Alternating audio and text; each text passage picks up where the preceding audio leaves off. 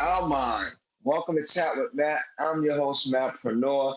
This is a career series for you, the teens, and today's topic is educational careers. And I have a great first guest for us today. Her name is Miss Leticha. She's from Queens, New York. She's a middle school curriculum coordinator. She's been in the field for 16 years. Good afternoon, Miss Leticha. Thank you so much for joining us today. Thank you for having me. We're doing this for the Elmont Teens Library. They have a great program and they have a great career series happening. And I'm glad that I'm able to help them with finding great people such as yourself. A lot of jobs out there. We all know about teachers, but what's great is that you're not a teacher. So first, I'd like to know how did you get this role and what educational credentials did you get to become a curriculum coordinator? So I did the traditional route to go into education. I majored in education and psychology in an undergrad. And then because I knew that I wanted to just stay in education, I got my master's right after school in curriculum and instruction. But it wasn't until maybe like 2 or 3 years into being a teacher that I realized that I was actually doing more work outside of the classroom than inside of the classroom. So my principal pushed me to go get my administration degree in leadership. So a lot of the projects that I was doing outside of the classroom counted towards the credits to get the degree. So, and actually, when I was doing that course, my instructor would actually come to the school. So I didn't have to actually go to. I went to 2 or 3 classes, but most of my learning happened outside of the classroom. So. That was really helpful. And then once I got the degree, I realized that I really wanted to do, like I said, more stuff outside of the classroom. So I was a preschool director for a couple of years. And then I was like, you know what? I really do want to be in elementary. But once again, I wanted to be in elementary, but not in the classroom. So this role came up where I get to coach teachers now in the subjects that they are focusing in on. And it's helpful for me because I can still be around students, but I can help with behind the scenes stuff as well. What does a curriculum coordinator do? So when teachers are creating units, they need somebody to go over lesson plans, look over units, and give suggestions to make them better. I also like do other behind the scenes stuff too, like ordering supplies, ordering the units, thinking about what other things would go well with, the school structure. That's the stuff that I get to do too. You're a Jill of all trades. Jill of all trades, that's a good way to put it, yeah. What's the biggest joy? Is getting to use the 16 years that I've taught to actually help other people. I realized that like sometimes when you're teaching, you don't realize, for me anyway, that you have a lot of experience, but then when you kind of see trends across classrooms and you get to think about, oh, you know what, this might help you, or something in this person's classroom that might help this person, and being able to make those connections, that for me has been like a really good joy. Awesome. Appreciate you out here doing your best. I definitely love it. I love your energy. For teenagers to really ponder and think about and go after? Yes. I think that a lot of times people think about education later on in life, like they try something else and they think, you know what, I want to be a teacher instead. And that's always cool. I think it's good. You make more of an impact earlier on. You take some time to really like hone your craft earlier, instead of like coming in midway and you're trying to make your bearings, but you still kind of, which is good too. I think like having that but in teaching, and when I go into teaching, you can really like take your time and think about what schools you're interested in, what type of educational program that you want to be a part of, what schools fit for you, and what. That makes sense. Makes sense. Jumping on the ball and then running with it, but and make a change later in life. We all allow to do that. That's the best thing about education too, is that you can deny things. You can't. Oh, sorry. I'm sorry. You can't what?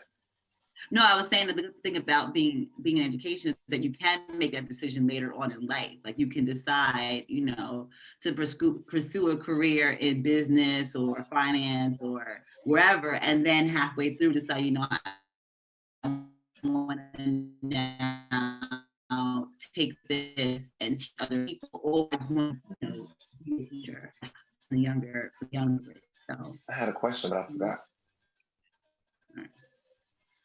So, what has this year been like for you with our twin pandemics? Black woman. We have a health crisis, and then we have. So, what has your year been like in education and navigating, doing these kind of things to teach, or you're not teaching kids per se, but you're doing it. Actually, when school slowed down, it actually reinvigorated my love for teaching, because it was like I have to figure this out. Like our kids can't suffer because school goes down. Our kids are building, so it made me want to figure out, okay, how can I do this? I actually was kind of getting in that burnt out stage and not feeling the mundane, and I felt like I couldn't make any difference. Felt like I was just doing the same thing, and wasn't making a change. But being me to teach others new things, it's forced Yes. us to really think about all right, so how are we going to reach the kid who is on their family's computer, their family's computer that they're sharing, or how am I going to teach the kid that has no books, or doesn't have access to books the way they used to. So it's been a challenge, but a definitely. good challenge. It's definitely been a challenge. But I also seen you out there, on your personal note, I do the black, putting the hand into our community and giving back. So how that to free time? It was one of my big initiatives that I really wanted to make sure that kids have books in their hands. So our book share program really ensured that we was able to pass them back out to other people who might need them. So that was really helpful to our neighborhoods. I also think that just providing this space to have access them, I think it's been helpful. I think that just having the access to information,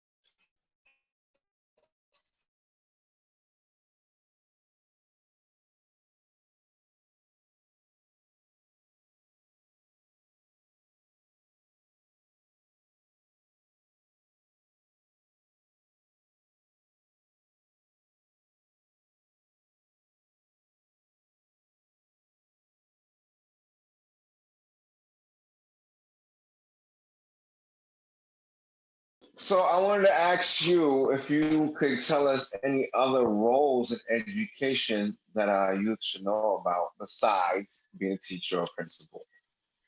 all right, well, there's things like being a dean or being so a dean is basically a teacher, but they usually do culture things. People usually say that they do behavior management, but really it's supposed to be a way of driving the culture in the school. So traditionally is looked at as a person who comes in after you get in trouble, but really the person should be there to be there before students get in trouble. That should really be the goal, right? That you do that. So that's a role to think about. There's also, if you think about anything that you want to do in life, right? There's probably someone in education who does that. So if you're into finance, then someone has to pay the school's bill. That's a job, right? If you are into organizing events, there is people at the school who do that job. Parent coordinators, their job is to run parent events, right? If you are someone who, I don't know, likes, to help people in terms of like their mental health, there are people like school psychologists, that's their job, right? If you just want to work one-on-one with students, or maybe you specialize in a certain language, or you like gym, or you like art, or, there are people who you can work with as little as, babies to the adult world, right? So anything that you can do in real life, you can do in a class, or you can do in a school setting. Um, One thing that I had wished that I had did was taken more classes in like special ed, or like I really like art. I wish I had went the art route. There's also art therapy where you can, do art with students, but really talk to them and help them grow. There's also just curriculum writers, right? So people who are not necessarily in the classroom, but your job is to write what students learn. So there's just a plethora of things you can do in the school setting. There's people who just analyze data. Maybe you're just really good with numbers and you just want to analyze data. That's a job. Or maybe like your job. Like there are people whose job it is to go into school to create, experiences for children. Like that can be your job. You go to different schools and you create experiences for children. That's a job.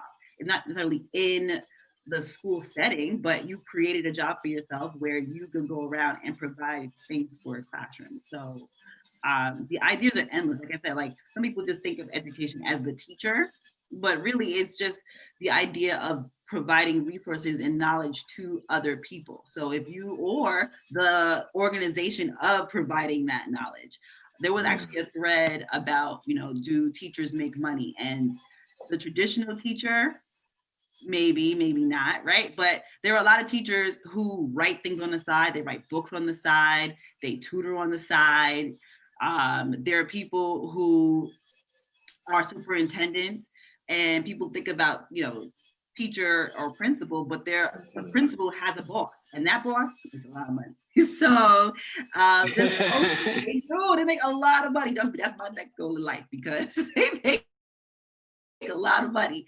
And so, and then there's people like who help, the mayor make decisions, or people who, even just being a preschool director, all you need is a teacher degree to do that job, which you are managing a whole school in a sense, but they just have to be baby school if you want to consider it baby school, but they're managing a school. That's a business. So there's a plethora of things you can do in education or with an education degree. And all that makes sense. That is so true. Thank you for that. You gave me some stuff I didn't think about. So hear that, youth? It's not just teaching in the building. There's a lot of different avenues and little corners you can turn where you can make an impact in the education field. Exactly. And like she said, tech to promote and facilitate tech education. And we have been to a school or two. We have been to libraries, and we get to make an impact in kids' lives and see them get a little bit smarter, that little bit of time to spend with them. So yes, options are great, right? Options are great. I mean, as I'm thinking of like a million other things that are in the education field. Just the IT person, that's a job that's very valuable, especially right now. Yes. If you are good with computers, yes. and you necessarily don't want to be in the classroom teaching, like you could be like the IT person is like the major person in a school building, especially like I said, right now. Like if there's no IT person in that building right now, there's no school. So a million things you can do. That is so true. Oh my Lord. So I want to ask you one final thing as we close out. If you could give our youth out there, our teens, a shout out or some words of motivation in regards to careers, and then growing up right now and becoming a young adult. Right now is voting season. The voting just happened November 3rd. Hopefully we know who the president is by today. But a lot going on. So what do you have to say to our teens out there? I think the one thing that I could say to teens is that learning does not happen in a box. right? Like right now we are in this computer box, right? Before you were in a classroom box, and learning should not just happen there, right? That one person who's standing in front of your classroom or standing in front of your screen is not the holder of all of your knowledge, right? Like books hold that knowledge, the internet holds that knowledge, people hold knowledge, you have knowledge that you can bring to the table. So don't just depend on this box to learn things from. Like you have to take an onus of your own education. So that person is part of your gateway, but the rest of the gateway has to come through where you find that information from. So don't let this be the only time and place and space that you are learning. I agree. Thank you so much for that, Jewel. Yeah. Break the box, break the mold. Break the box. Don't be defined by definitions. Create a new definition. Right. I love that. Yeah. So, Elmont teens, I hope you're excited to hear the conversation and the topics we brought to you. We hope we could have motivated you to understand more about educational careers and the opportunities that are available. You can get a bag in the educational field. Depends how hard you want it and if you're going to look for it, right? That's right. Thank you so much, Miss Leticha. Thank you. You can find her on IG at Unteachable Moments. She's a current middle school curriculum coordinator, 16 years in the business. Salute to you for your time in. I know it's not easy, and you made it this far so far. So we appreciate you being with us today, and hope you have a great week, great end of the year, and we hope 2021 brings you a lot of joys and blessings. Thank you. Definitely gonna need it this year. Yeah, right. Elmont Library, thank you so much for joining us. This was Chat with Matt. This is the career series, the educational field. Our great guest today was Miss Leticha Fraser. See you next time.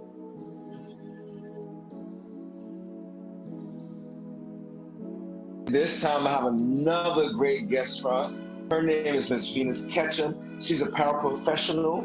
She's been in this field since 2014. She started as a sub. She got hired full-time in 2015, and she's been rocking and rolling ever since then. I personally love her energy, and I love the fact that she always speaks about education on her social media timeline and promotes us getting ahead, us meaning the community overall. You can find her at her website, her very own website, venusmketcham.com. She has a lot of great stuff on there. She is from Queens, New York.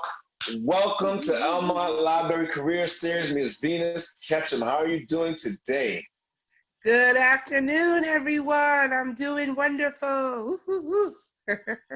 It's so great to have you here today. We're doing this in partnership with Memorial Library, their teen program. They're looking to motivate their teens, and that's that I'm all in. And so I'm bringing the people that I know along to help us motivate some youth. So once again, definitely thank you for being with us. You're welcome. I'm excited to share about my field with the teens. So I mentioned that you're a paraprofessional right now. So what does that mean? Degrees, credits, did you have to get to that level? Well, hey, teens, a paraprofessional, if you have been in high school, elementary school even, you may have seen an extra person in your classroom with your teacher. Some students are in classrooms with students who have disabilities, all different types of disabilities. Some know about special education classrooms, specifically with all students with disabilities, but then there are regular classrooms that may have a student who needs support, a student who may be in a wheelchair, a student who may have a medical condition, and they need an adult to support them in the classroom. Sometimes there's a registered nurse, and sometimes there's a paraprofessional, which is what I am, a one-to-one support for students in the classroom. That is dope. So like I said, so you started in 2014. What made you jump into the educational field? Well, I was where I was sharing with Matt earlier that I worked for the Police Athletic League. I started volunteering when I was 11. I got hired as a group leader. Everyone knows, you know, your after school program, Beacon program, SQPA, or some type of after school program. And you have the young adult group leaders in charge of the different grades. So I was a group leader in Jamaica, Queens at PS 140. I was an after school group leader. I went on to be an after school poetry specialist. And then somebody who was a group leader like me told me and my friend about this opportunity to apply to be a paraprofessional for a specific program called the LIFE program, LFYE. There used to be a school on Merrick Boulevard called Ida B. Wells for pregnant students and students who had babies. And there used to be a daycare for the babies. There's one in Hillcrest High School, Springfield High School, Long Island City High School. So when I started substituting as a paraprofessional, I applied for a position to work in the nursery. And that transitioned to sometimes substituting in different schools for regular students who had disabilities, some students in special classes. And I ended up getting a call one day to work at the high school that I ended up getting hired at, which was the Queens High School of Teaching in Belrose. That's nice. Where? The Queens High School of Teaching in Belrose. It's like on the border of Queens Village and Long Island. I've never seen that school, actually. Oh, everybody, you saw it. You just didn't know. When you're driving on the Grand Central, if you're going towards exit 25, you usually see it on the side. What's the biggest joy in your career so far, or even what's the biggest joy right now? The biggest joy I've actually experienced a lot. Now I work at an elementary school. So I got excess, meaning that they didn't need paraprofessionals at the high school, and a lot of people who were paras got placed in other schools. A lot went to Francis Lewis High School, a lot went to Cardozo, and all over. And I was the last batch of staff members to get not let go, but placed in another school. So now I'm at an elementary school in Woodside. And I love the diversity there, but I also love my communication style and being able to open the eyes of diverse parents. So where I work in Woodside, there are not a lot of African-American people, especially people who know how to communicate about the school system. So my favorite part of the job is sharing with parents what is available within their school, what services they should be seeking, what supports their student might need that they don't know because they're not in the classroom like I am. That's dope. And our previous guest, Miss Leticha, we talked about careers and jobs in the building, but we talk about offshoot jobs. So I want to bring up your website, venusmketcham.com. So that's your entrepreneurial journey, right? Yes, I also have a son who I shared with you is 13. So once my son was born in 2011, not 2011, he was born in 2007. But once he entered the public school system, it kind of shifted my perspective. I used to always be passionate about advocating for students and encouraging parents.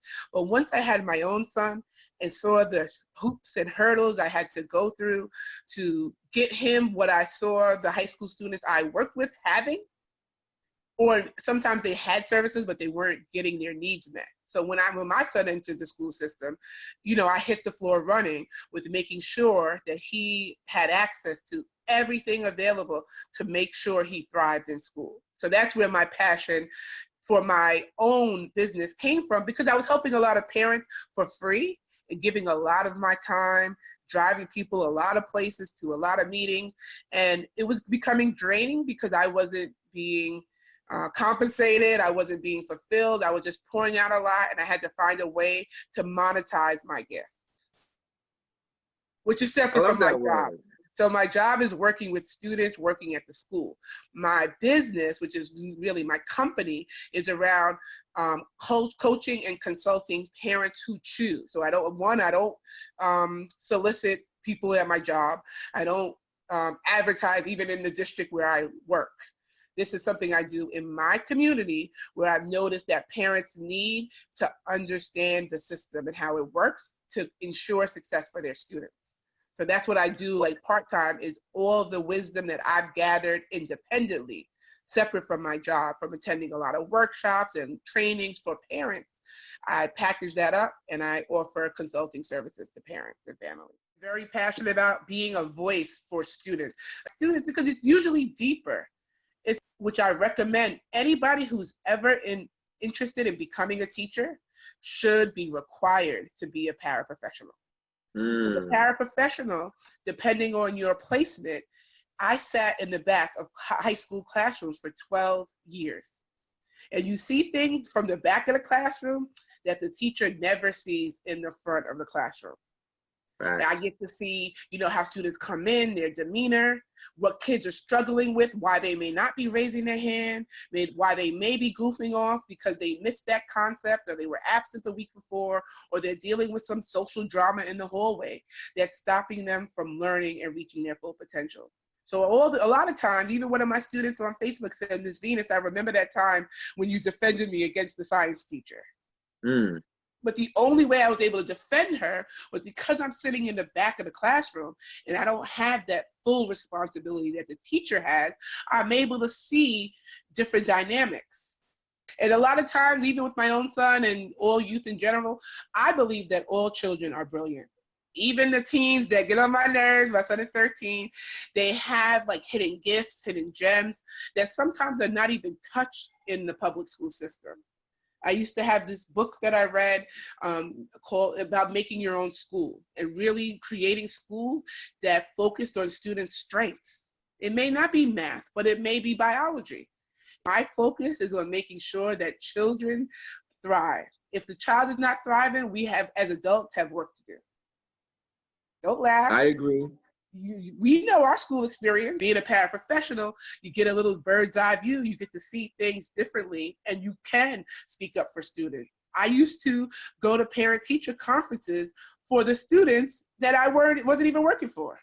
I was able to share a different perspective from what I saw, and I did that on my own time, volunteering, because I knew the kids might be rough or tough, but it may be X, Y, and Z. And the parents need to be privy to all of that. Our salary is much less, but I always say I'd rather take the less salary instead of having more stress.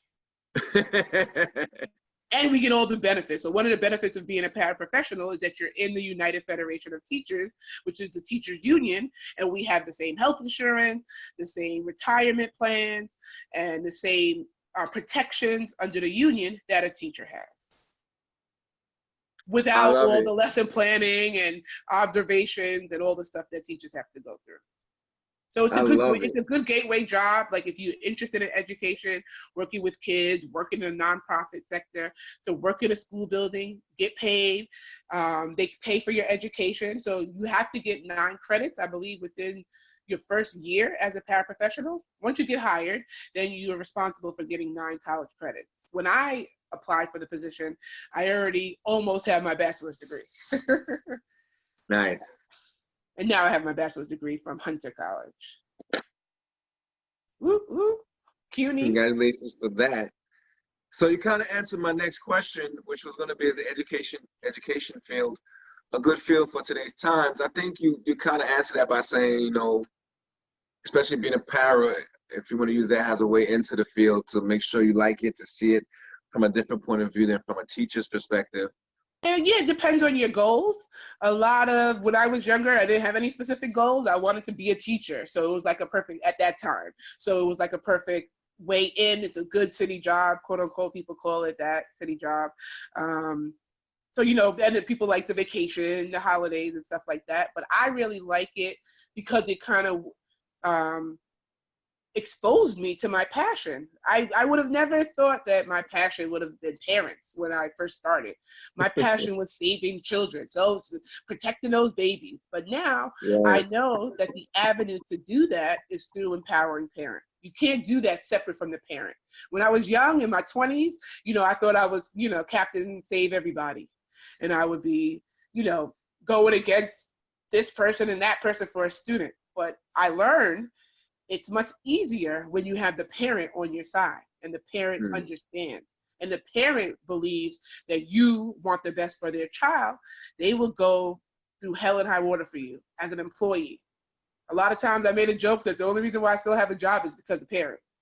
because I am very vocal. I am very Like that. passionate, but I also always make sure to loop in the parent so that they know why I'm saying what I'm saying, why I'm bringing up what I'm bringing up, the realities of that report card grade, you know, what's really happening. And parents love it. They love to be informed because at the end of the day, they want the best for their kid. And so do I. Yes, we do. Yes, we all do. It's good that they have you as a resource. If they see you, they're like, I can imagine people that are around you that have kids in the school around you, when they see you, what pops in their head? The answer That happened lady. to me last year. It was so funny. There was a lady in my school. I'm not disclosing any names, so I'm not breaking any privacy. But there was a parent in my school whose son had multiple sons in the school, and one was giving a lot of trouble, a lot of behavioral trouble. He was always at the front door with like 2 or 3 principals trying to hold him down, calm him down. And because I have my own son who has an IEP, individualized education plan, and has ADHD, I've read a lot of books and podcasts and stuff like that. So one day I just whispered to her, you know, read this book, check this out, research this, a website. It was called Lives in a Balance. It talks about behavior, managing problem behavior. So I said to her, check out this thing. So she did. And one day when I went outside to lunch, she comes crying into my arms, she hugged me and she was crying, saying thank you so much for like even noticing what, because it wasn't my student. I just noticed that this kid was always in trouble and that she may have not had some knowledge. So I shared it with her. She was grateful. And then a teacher came up to me after saying, why was that mom crying to you? Like, what was wrong? And I said, no, she was crying with joy, just acknowledging me for something I had shared. Happiness. Yes. Like, you know, somebody who finally gets you in the struggle you're having with your kid. Oh my God, that's so awesome. I do have to do a quick drop. You and I are part of a great community group which started on Facebook, but it's actually, we're in the streets. We're giving back to our community, supporting businesses. We're working together like we are right now, the Black Resource Network, BLAQUE. And that's where you and I became acquainted, right? And Yes. and the whole group's mission, whoever is out there in the streets, is to motivate, encourage, and empower. And so they found the right one in you. Yeah, I was so excited to find the group. Actually, one of my students invited me into the group. One of the students from the high school. And the funny thing is I only had, as a paraprofessional, there's like different types of paras. Most of them are one-to-one. So most of the time I have one student that I work with every school year. The person who invited me wasn't my student. He was just a student in the classes that I've been in. And it was funny, this particular student, I wasn't even in his classes. I just saw him in the hallway and he noticed me from my neighborhood, I would call him Southside, because he was from the South Side and I live in Jamaica, or Merrick, which is called the South Side. So whenever I would see him in the hallway, I would say, what up, Southside? And we established a relationship like from there. And now he's a grown man. He just moved into a luxury apartment in Atlanta. He's a trader. You know, amazing young man, but he was the one who told me about the Black Resource Network, BLAQUE, Black in Queens. Woo! Shout out to the founders, Aaliyah Abraham, Yes. Jane, Leticha, Genevieve, Dante, where you at?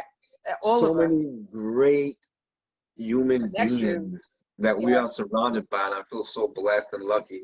And I'm gonna tell my teens out there, your network is your net worth.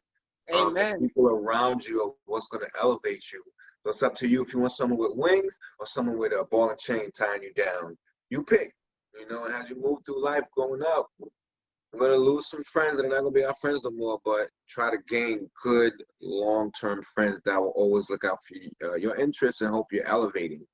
That's my word to the teens. My last question to you, do you have a special shout out to our teens out there? Yes, shout out to the teens. I know it's a struggle. The struggle is real. I worked with teens. I worked at the high school all my life. I've seen it all from freshmen to seniors. It's been an exciting, eye-opening experience preparing me for my son who's now a teenager, but really communication is key. I say that to parents as far as connecting with the school, but teens, at the end of the day, one, it's your life. No one's trying to control your life. But as parents, we want you to have the best life. We want you to be safe. We want you to be able to achieve your dreams and use your school experience as a springboard. Don't let those teachers boss you around. Don't let them come out of pocket with you. Don't let them say just anything to your parents. But also don't let your parents be fooled. If you're struggling, speak up. If you're not grasping it, speak up. I used to proctor the Regents exams for living environment, U.S. history, and a lot of kids struggled with reading the questions.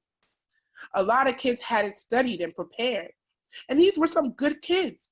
But if their parents only knew the difficulties they were having or the gaps that they had. So please, be your authentic self. Keep it real. Y'all like to talk about keeping it real. No Everyone cap. that went to the high school I worked at knew Miss Venus kept it real. They used to hate it when they were freshmen. They used to curse me out. But by the time they were seniors, they would appreciate it. Keep it real. Tell your mom the real deal. Tell her about that fight you got into. Tell her about that teacher you cursed out and why. Tell her about the energy in the hallway and why it makes you wild out. Like, they don't understand. I used to say, you think you know, you have no idea, just the energy in a high school building. But they're not going to know if you don't tell them, teens. So please, your parents want to know it all, not so they can put you on punishment, but so they can guide you. And they can offer you that advice. I always tell my son, go back to the school and tell the teacher this. He's like, Ma, I can't tell the teacher that. I'd be like, tell him that, say that word and tell him your mom told you to say it. Because I want him to be able to use his voice. Yes. To anybody. Don't ever feel that you're less than because you're younger, but also don't be disrespectful. But keep your vision, keep your focus, and make sure that those adults are pouring into you so that you achieve that. Amen to that. Do you hear that? Make sure the adults are pouring into you the best and the purest. I appreciate you so much, Ms. Venus. Ketcham.com. That was a quick drop-in name promo.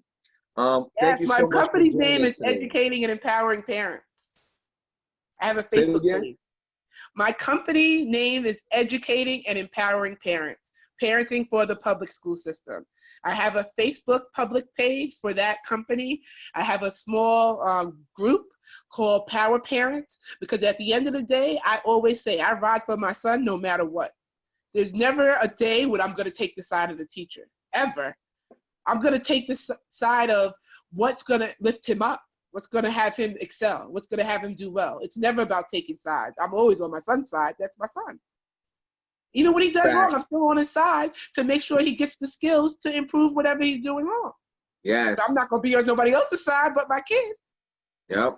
Rely on your parents to support you. Have to be truthful, have to be honest. Sometimes honesty is tough to say, hey, I messed up today, or this happened today. But your parents are the one people that you should absolutely trust and know that you can go to them with your weaknesses. And they're going to help mold it into a strength for you. So thank you for saying that for us. That was it, everybody. Thank you, Elmont Library Teens. This is the Career Series. I'm your host, Matpreneur. We were with Miss Venus Ketcham. Thank you so much for giving us your insight, wisdom, and knowledge, and your passion. We feel the joy that you have for doing what you're doing in our school communities. And people like you are what makes us tick a little bit better, keeps us motivated, keeps us questioning things, always search for an answer. And this conversation, I think, is going to have a bunch of us looking for questions to answer and figure out how to do better. So thank you. And I appreciate you being here today. And I hope you have a wonderful rest of the year and a fabulous 2021. Thank you. It was a pleasure and an honor. Thank you so much. Have a great one, everybody. Bye.